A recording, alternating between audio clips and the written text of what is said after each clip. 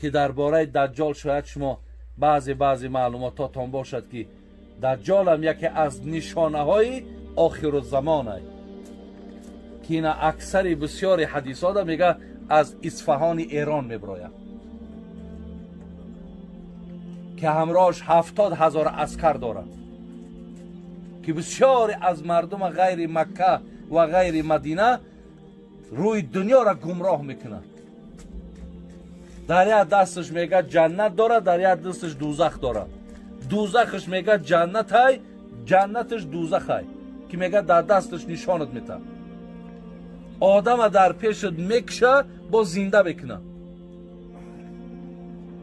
مردم امروز خدا پرده مردم ها فالبین باور میکنه. ولی دجال اگر یک کس بکشه و زنده کنه بگه من خدایم، الله دانای همه میگه یمی درست میگه، حق میگه، نعوذ بالله.